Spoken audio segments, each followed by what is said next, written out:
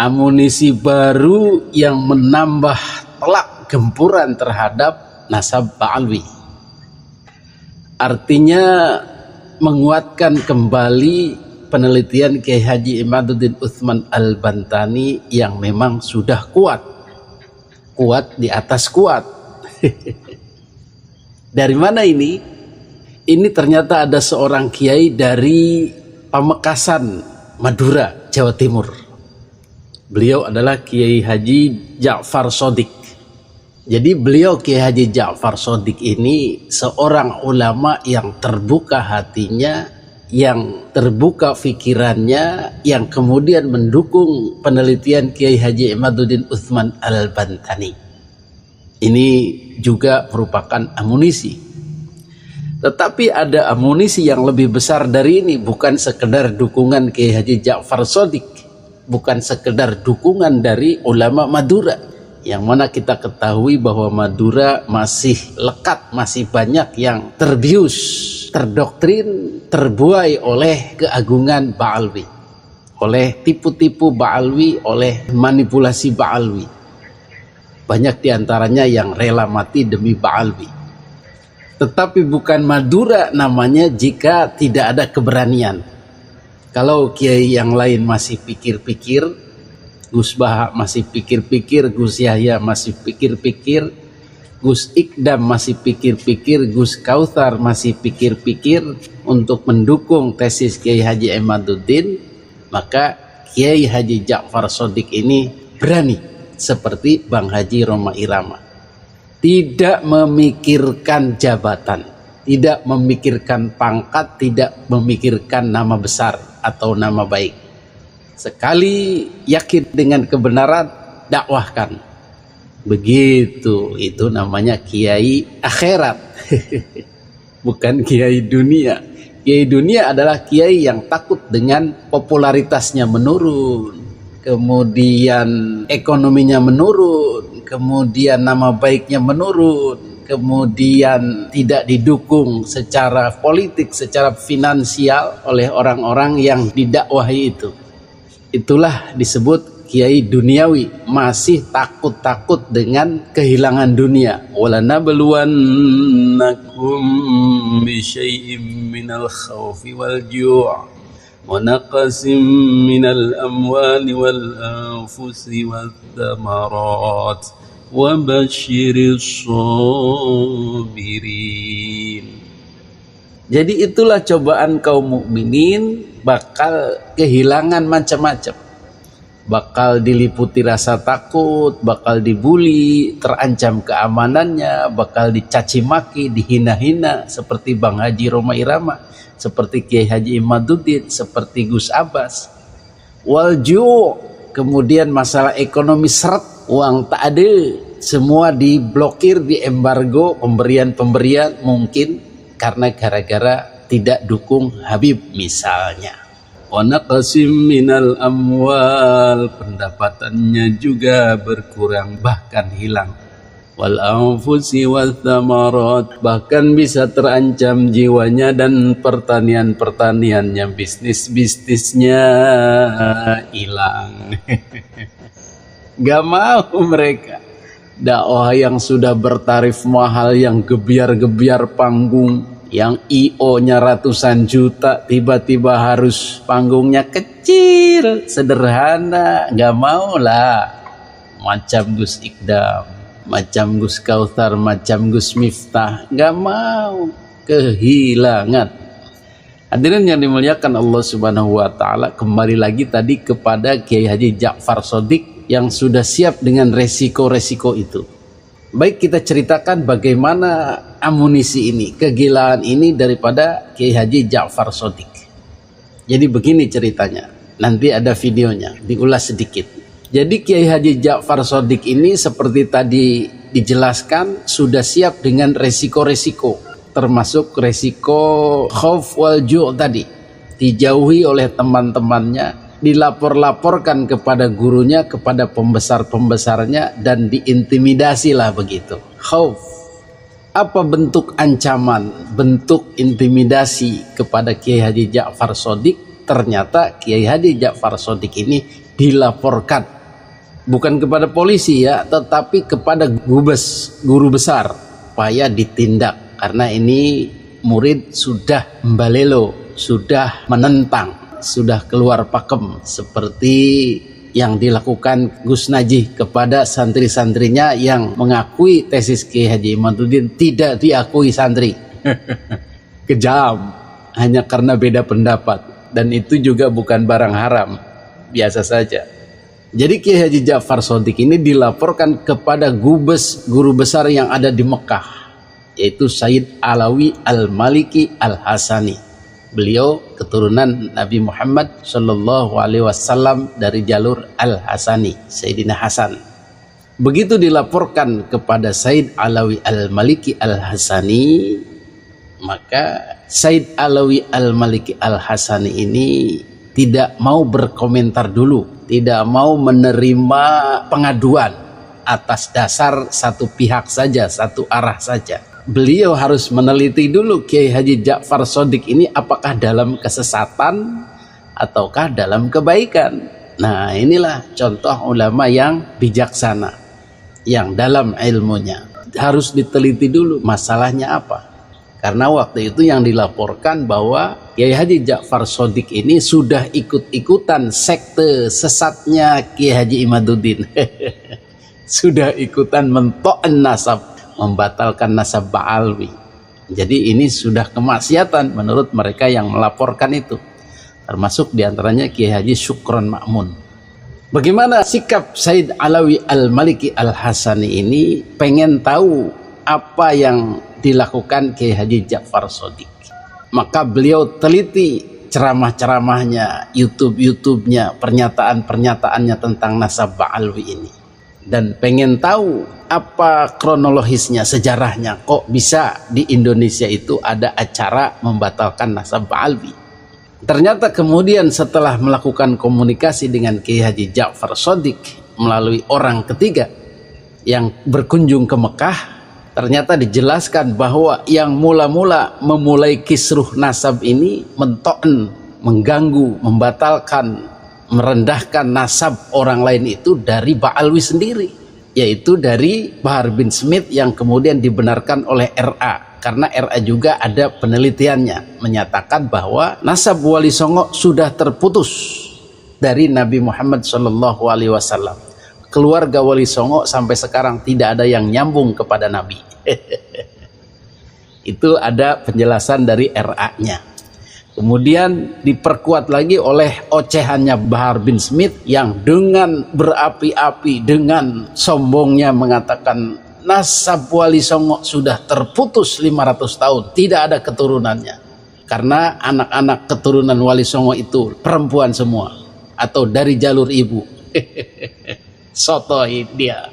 Dan Bahar bin Smith menyatakan ini adalah pernyataan resmi dari RA dan RA membenarkannya. Berarti kan yang memulai mento'an, mengganggu, mengutak-ngatik, membatalkan nasab itu ya dari Ba'alwi sendiri. Ini yang dilaporkan kepada Sayyid Alawi Al-Maliki. Kemudian karena diganggu itulah ulama-ulama kiai-kiai Indonesia yang masih berketurunan kepada Wali Songo, mereka semua marah. Dan kemarahan mereka inilah yang menelisik, yang membangkitkan Kiai Haji Imaduddin untuk meneliti juga tentang nasab Ba'alwi. Apakah betul mereka juga nyambung? Ternyata setelah diteliti, mereka lebih parah. Tidak nyambung 500 tahun, tidak ada ketersambungan dengan Imam Ahmad bin Isa. Maka nasabnya batal. Itulah yang dijelaskan kepada ulama Mekah Sayyid Alawi Al-Maliki Al-Hasani. Mendengar ini Sayyid Alawi Al-Maliki Al-Hasani ya memahami kenapa ada Kiai Haji Imaduddin, kenapa juga Kiai Haji Ja'far Shadiq juga ikut meneliti. Dan ternyata Kiai Haji Ja'far Shadiq lebih gila lagi dari Kiai Haji Imaduddin. Kenapa? Karena ternyata beliau sedang meneliti sejarah asal-usul Ba'alwi yang sesungguhnya.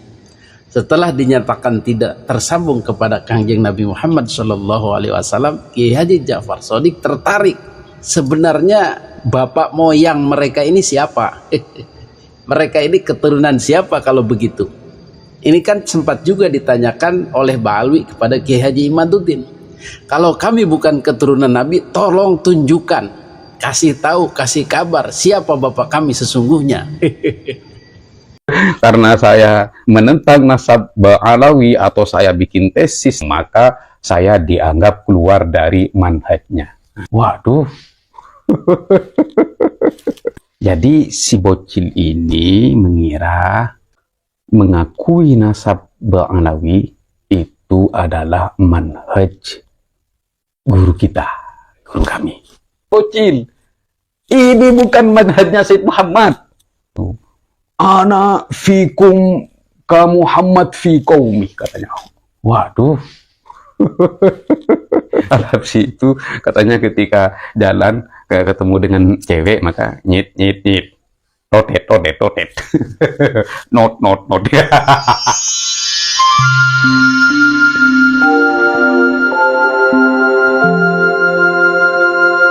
Pasti kita cukup aneh ya menanggapi kurcaci-kurcaci pembela nasab Ba'alawi ini. Setelah yang tua-tua, yang gede-gede tidak mampu, giliran bocil-bocil sing metu.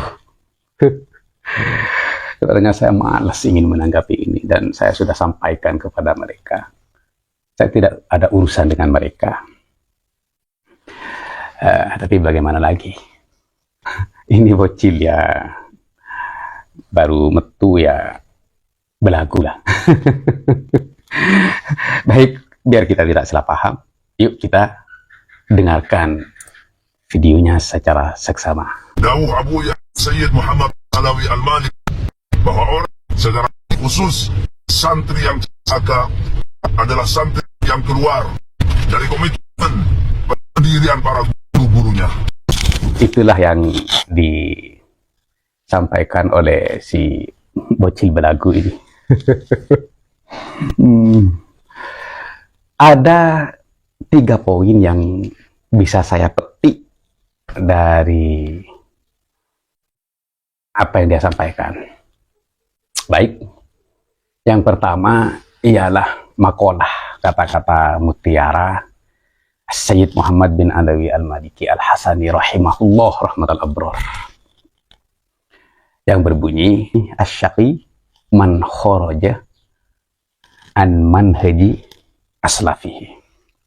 Artinya, orang yang cilaka itu orang yang keluar dari manhaj leluhurnya atau pendahulunya.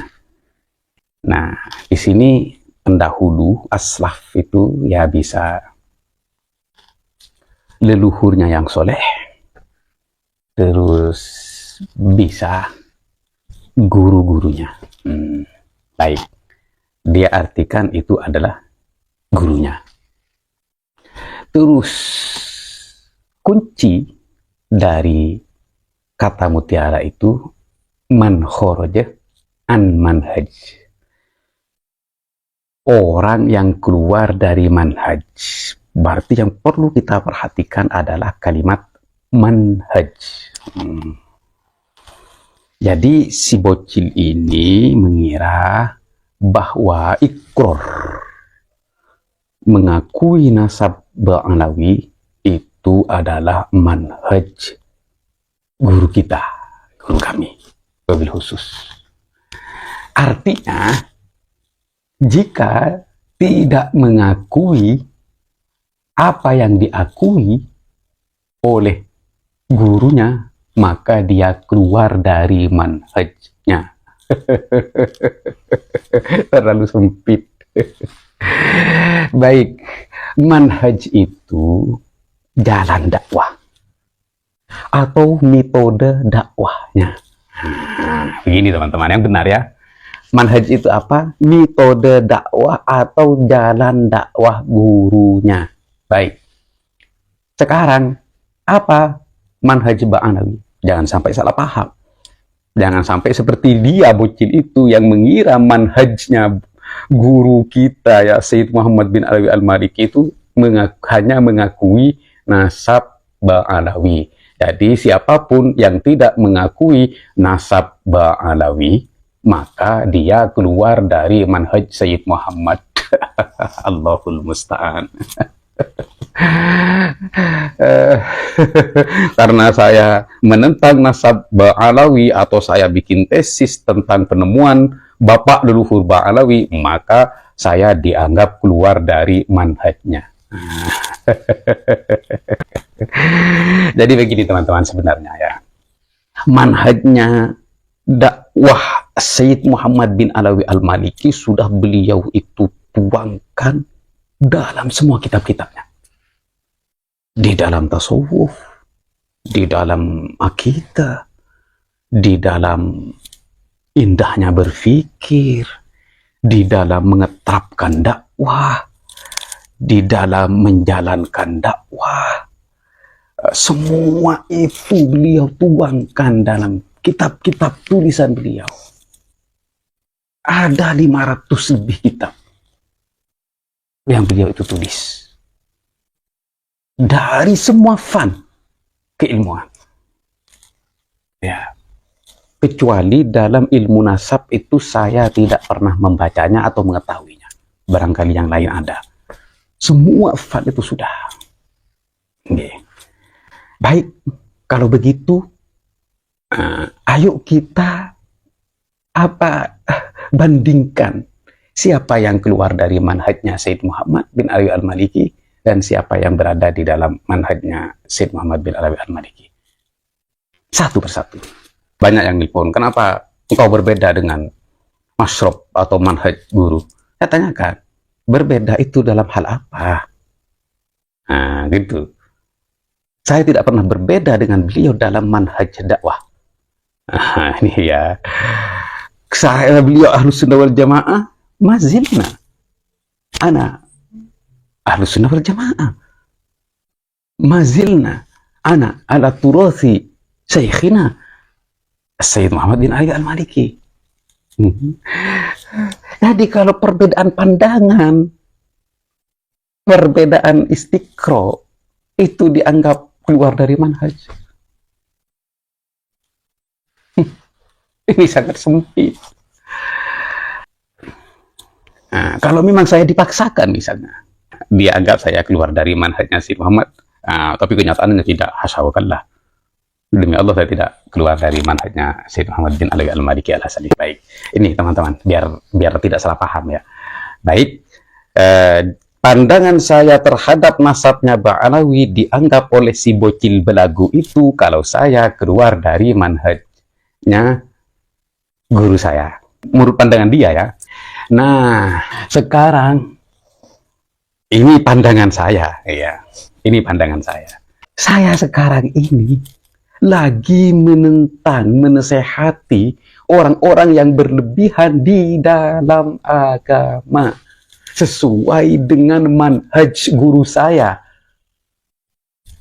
yang beliau tuangkan di dalam kitabnya yang berjudul Al-Wulu Fiddin. Itu teman-teman. Sekarang Ba'alawi itu menurut Anda bocil atau menurut teman-teman, apakah Ba'alawi itu tidak berlebihan di dalam agama?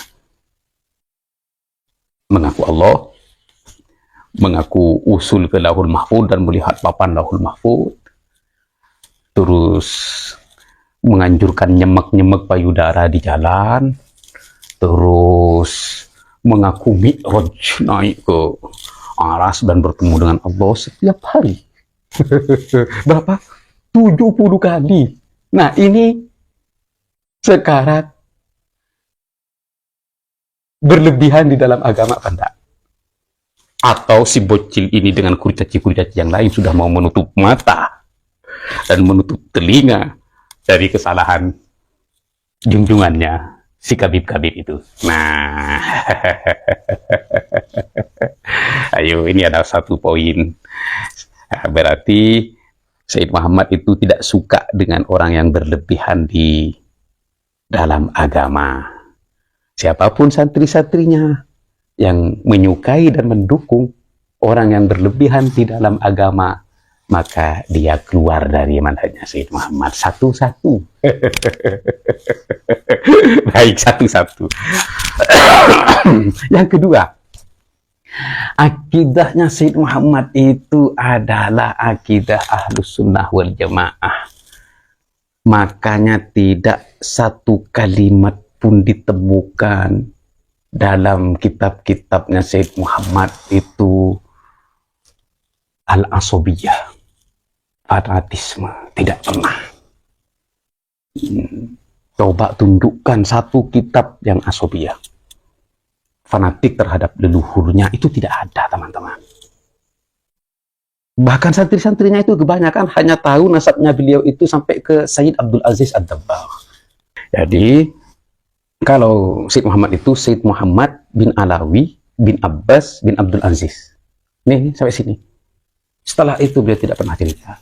Beda dengan Mbak Alawi yang kesana kemari. Kalau leluhur kami itu dalam satu nafas 7.000 ya Latif, 7.000 subhanallah dalam satu rakaat, satu hataman Al-Quran. Di dalam pidatonya Sayyid Muhammad itu tidak pernah mengagung-agungkan leluhurnya. Apalagi kalau kalian bisa temukan dalam statement atau dalam kitab-kitabnya yang menganggap leluhurnya itu adalah hujah bagi umat dan cukup untuk mengikuti leluhurnya Sayyid Muhammad, itu tidak akan pernah ada. Beda dengan Mbak Alawi. Wa amalu salafina ahli Mbak Alawi hujjatun wa kafa bihim liman iktada.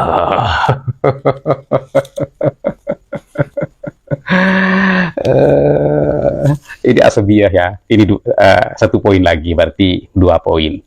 Dia keluar dari manhajnya Sayyid Muhammad, 2 poin. Baik, yang ketiga, Sayyid Muhammad tidak pernah mufadalah, membanding-bandingkan dirinya dengan orang lain dan ulama-ulama yang di sana, apalagi dengan ulama-ulama yang ada di Indonesia. Tidak pernah. Dan Sayyid Muhammad juga tidak pernah membanding-bandingkan kakek-kakeknya dengan ulama-ulama yang lain. Kalau di mereka, Pak Alawi itu, ana fikum ka Muhammad fi qaumi, katanya. Waduh. Ana fikum ka Isa fi qaumi. La haula wala quwwata illa billah. Ana fi sairil awliya ka Muhammadin fi sairil anbiya. Allahul musta'an. Ini mufadalah namanya, membanding-bandingkan kakeknya. Akhirnya cucu-cucunya yang di sini membanding-bandingkan dirinya dengan para kiai bocil. Ini bukan manhajnya Sayyid Muhammad. Sayyid Muhammad tidak pernah seperti itu. Jadi kalau kalian dukung ini dan bantu ini, berarti kalian sudah menganggap ini benar. Dan kalian keluar dari manhajnya Sayyid Muhammad. Makanya di sini ada mufadalah. Kaki Habib yang ahli maksiat, ahli zina, ahli minum khamar, itu lebih utama daripada kaki-kaki 70 para kiai yang alim allama. La haula wala quwwata illa billah. Sayyid Muhammad tidak pernah seperti itu, teman-teman. Ini menyesatkan umat. Dengar bocil. Ini yang ketiga. Ini poin yang keempat. Sekarang Sayyid Muhammad itu tidak pernah membanding-bandingkan leluhurnya dengan sahabat. Bahkan dulu saya pernah dengar dari lisan beliau langsung. Jadi sahabat itu adalah pangkat, derajat yang sangat istimewa. Sebagaimana sabda baginda, ashabi kan nujum maniktadaitum hitadaitum. Bahkan beliau dulu pernah jangan sampai bandingkan aulia itu dengan sahabat. Tidak akan pernah sama. Itu katanya Syekh Muhammad. Yang kencing di masjid di Madinah itu sahabat Badawi. Ini karena sahabat. Seandainya itu ditimbang dengan, seandainya dia tidak membandingkan, seandainya ini ditimbang dengan Sultanul Aulia pun, saya belum Tijani, padahal leluhurnya beliau.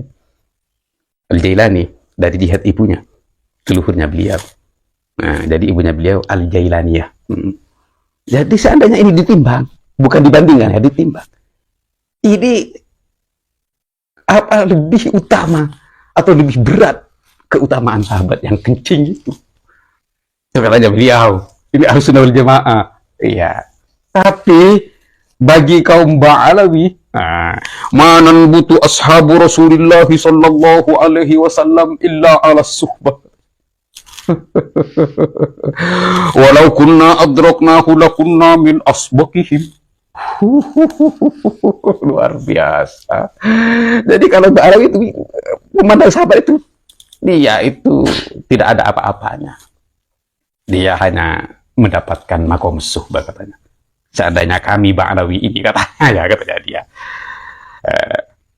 menangi baginda Nabi, atau kami ini hidup di dalam kehidupan baginda Nabi, menyaksikan baginda Nabi, maka kami itu pasti adalah yang paling unggul, paling tinggi, paling utama daripada mereka.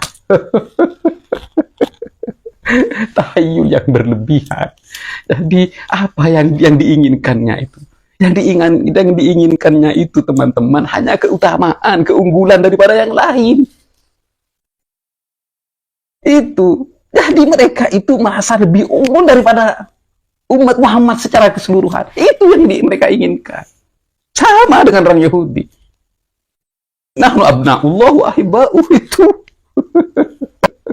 Ini 5 ya. Yang berbeda dan dengan gurunya. Ini 5. Syekh Muhammad itu di dalam kitabnya tidak pernah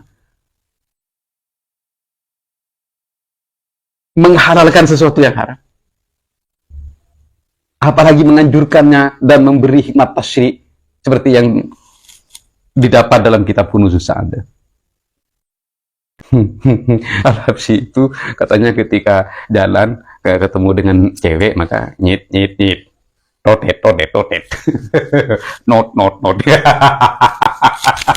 bukan jual pentol. Iya, ini nyemek pentolnya cewek, si wanita itu. Bahkan suaminya hanya lihat, ini apain istri saya ditotet. Si Muhammad tidak pernah itu. Hasya'ullah. La haula wala quwata illa billah. Ini yang ke-6 atau yang ke-5? Ya nggak apa-apa kalau anggap yang ke-5 saja. Dan Syekh Muhammad tidak pernah mengaku Allah, walaupun sepakat kebanyakan orang-orang itu menganggapnya wali kutub. Tapi beliau tidak seperti Fakih Muqaddam, langsung anallah.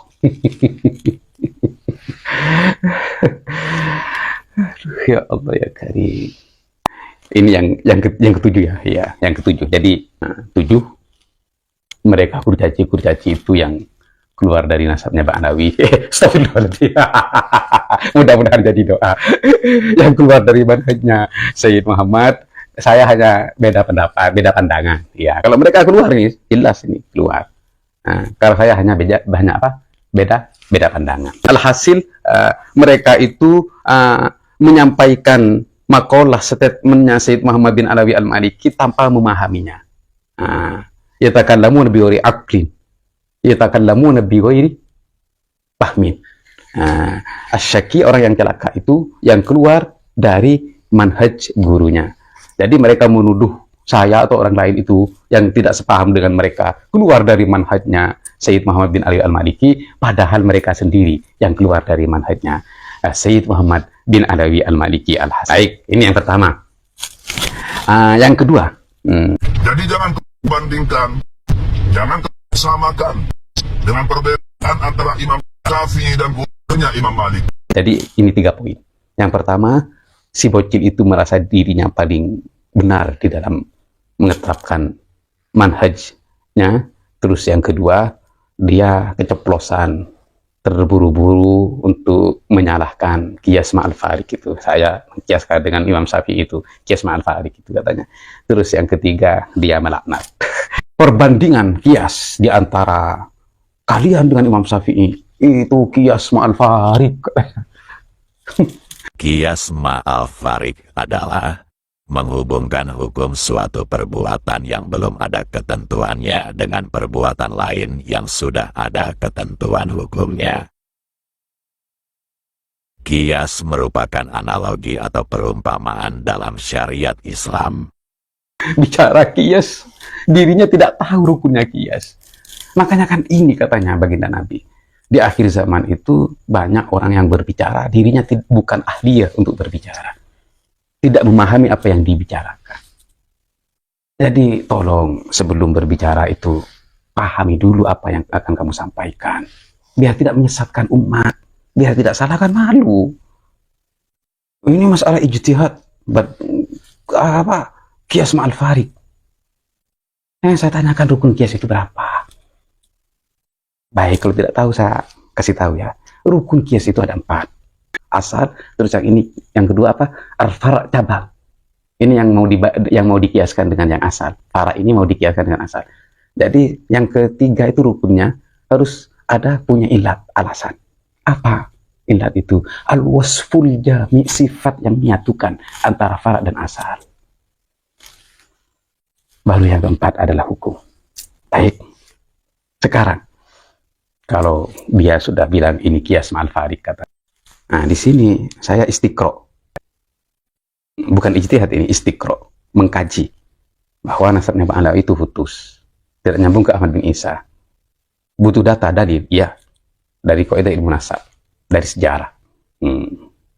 Dari penyampaian para ulama. Ijtihad itu apa? Ijtihad itu meneliti, mengkaji, harus membutuhkan data, dalil. Nah, di sini berarti ini ada ijtihad, ada istiqra. Keduanya itu memiliki sifat yang sama, yaitu meneliti, butuh data dan dalil untuk menetapkan sebuah hukum. Nah, baru keempat itu hukum. Jadi begini sih bocil ya. Jangan terburu-buru untuk bilang kias ma'al farid. Oh, itu kan Imam Syafi'i ijtihad. Kalau di ijtihad tidak apa-apa. Itu katanya siapa? Kalau di ijtihad beda pandangan boleh. Kalau bukan ijtihad beda pandangan dengan guru tidak boleh. Begitu bocil. Yang bicara siapa? Yang berkata itu siapa? Yang berstatement itu siapa? Hawa nafsumu kan? Ketahuan loh. Abul Hasan al-Asy'ari itu keluar dari manhaj gurunya Abu Ali al-Jubba'i. Bahkan beliau itu adalah kakak angkatnya Mu'tazilah, bahkan perumus Mu'tazilah. Akhirnya Abul Hasan mendirikan manhaj akidah baru bagi dia yang benar. Dia, bukan saya, Abul Hasan. Akhirnya lahirlah akidah Asy'ariyah dalam akidah. Ini apa? Barokah istiqro'nya Abul Hasan al-Asy'ari, bukan saya loh, Abul Hasan al-Asy'ari. Baik, tentang perbedaan, ayo kita biar paham. Imam Syafi'i dan Imam Malik. Imam Malik hanya mementingkan dua hal, yaitu maksadus syariah wa istiqor ahli Madinah. Di sini kebiasaan orang-orang Madinah. Ini yang menjadi pusat perhatian Imam Malik di dalam menetapkan sebuah ijtihadnya, kemudian menjadi hukum fikih. Itu teman-teman. Dua hal ini. Kalau menurut saya, asyar'u itu adalah 4, katanya Imam Syafi'i. Menurut saya, asyar'u itu adalah 4. 1, an-nassu minal Qur'an, wan-nassu minal hadis, wa ijma'ul ulama wal qiyas. 4. Ini adalah asas madhab Syafi'i. Dimarahin. Oh, dimarahin.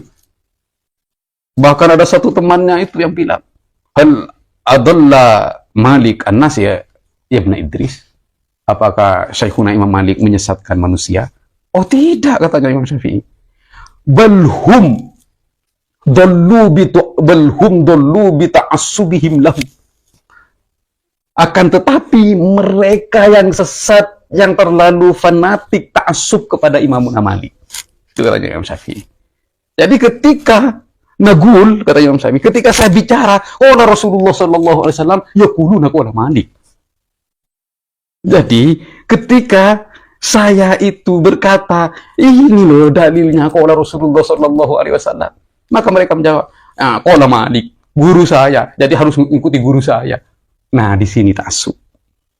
Nah, di sini saya bisa memetik faedah teman-teman. Ta'assub, terlalu ta'assub terhadap guru karena takut, karena ini apa, maka katanya Imam Syafi'i itu sesat. Ini Imam Syafi'i yang bilang. Kalau tidak percaya coba kaji. Ini Imam Syafi'i yang berbicara. Terus Imam Syafi'i dikecam. Sama dengan saya sekarang dikecam. Padahal saya tidak pernah durhaka dengan guru saya. Saya hanya beranggapan kalau nasabnya Ba'anawi itu tidak nyambung sesuai penelitian, sesuai ilmu, sesuai kaidahnya. Itu tidak nyambung. Nah, katanya teman-teman saya, santri-santri alumni yang sudah terpapar kurcaci nasab Ba'anawi yang sudah menjadi kurcaci, maka saya ini menentang guru saya. Oh tidak. Demi Allah saya sama sekali tidak pernah menentang guru saya. Kalau mungkin ini dianggap berbeda, ya. Dianggap. Dipahami ya, dianggap berbeda. Imam Syafi'i sampai tidak boleh masuk masjid, sampai tidak boleh ngajar, sampai harus pemerintah yang mengayominya.